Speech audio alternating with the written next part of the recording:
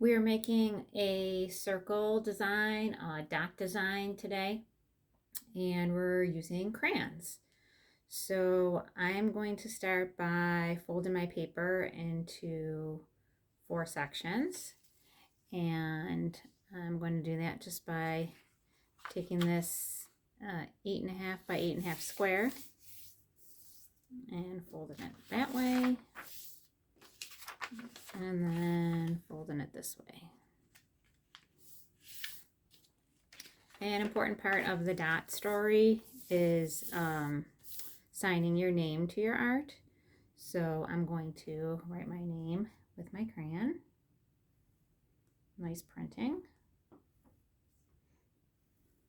down in the corner here.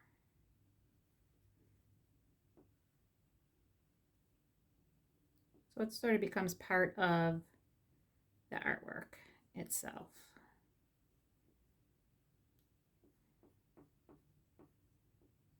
And if you start on this corner of the paper, then you'll most likely not run out of space for your name. Okay, and then I started with orange, and I made a circle inside each box. And it doesn't have to be a perfect circle. There's an artist, Kandinsky, who made studies with paint, and he made a lot of circles, but they weren't perfect circles. A lot of them were like ovals. And it was just a study in color to see how one color looked next to a different color. So they don't have to be perfect. Then I just went with another color, red, and made a smaller circle inside each one. And you might not want to stick with that color. You might want to switch.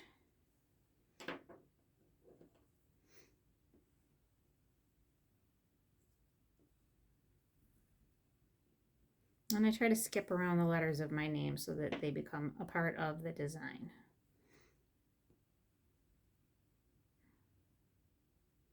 And then I just started focusing on one at a time.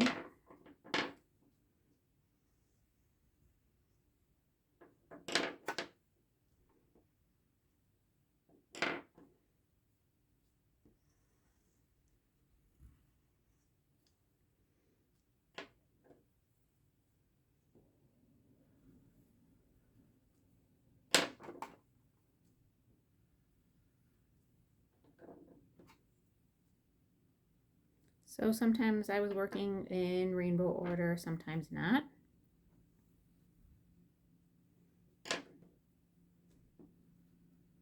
And that's okay.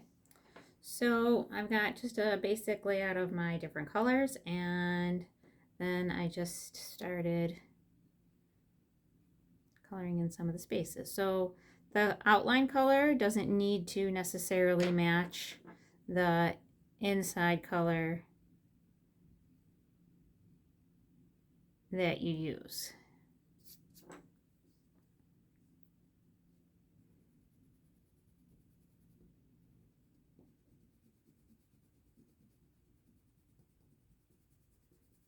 And you might want to start out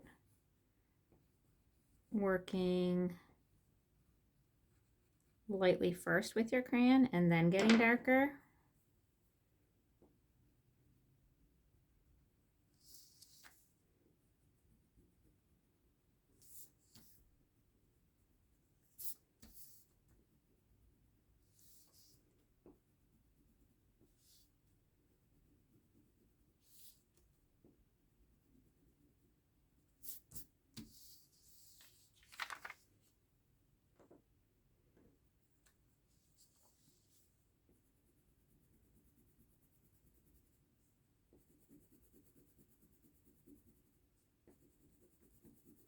And sometimes the crayon will show the texture of the surface that you're working on.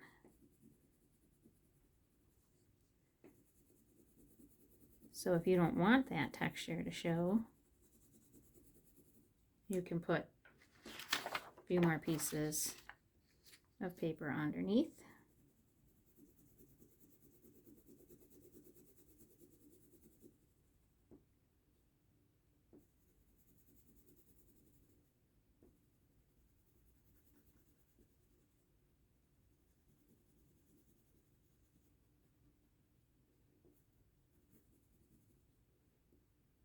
And you might want to skip around while you're working on your circles. I might, do purple here and then skip over to purple over there. It doesn't really matter. It's just however you want to work.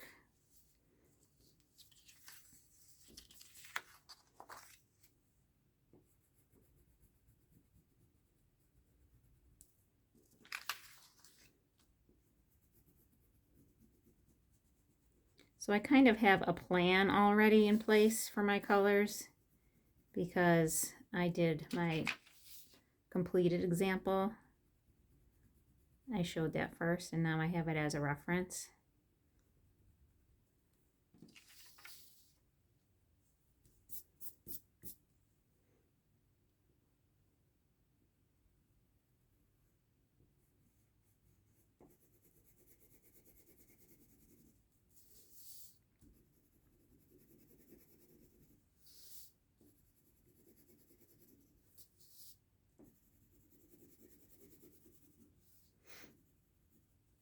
So to help you stay inside of the lines, it often helps to do short strokes with the crayon.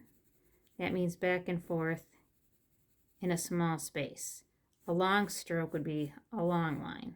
Short strokes would be little back and forth lines. So we learn to control our crayons better with the shorter strokes.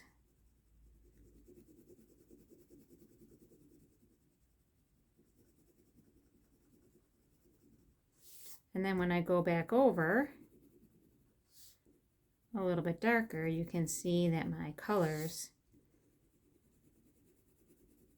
are much more vibrant.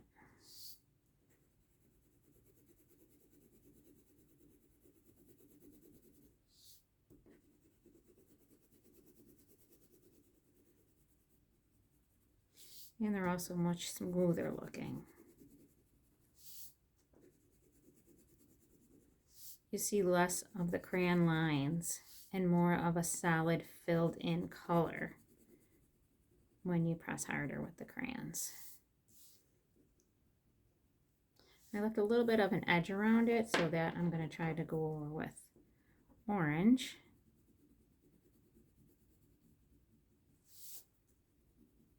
Just to sort of give it one more ring of color along the edge. Adding a little bit more interest to the circle.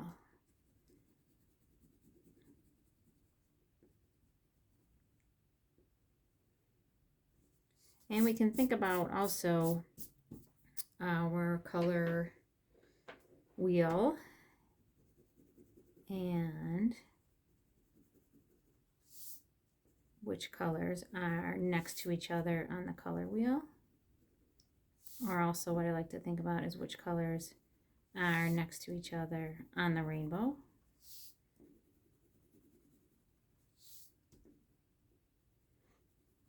And we also think about what colors are opposite each other. So I know that on the color wheel, blue and orange are opposite each other. So when I color in the outside of this square around the circle, that blue will intensify or make that orange look brighter.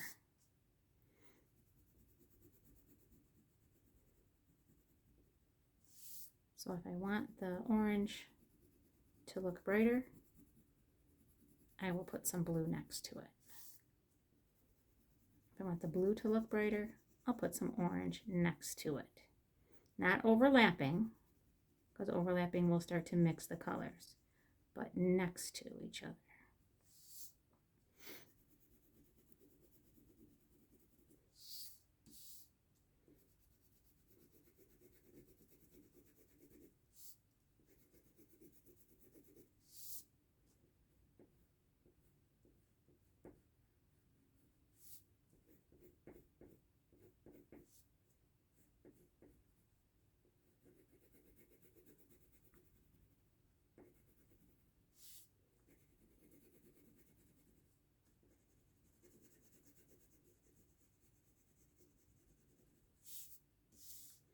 And this is how we can make a cool design,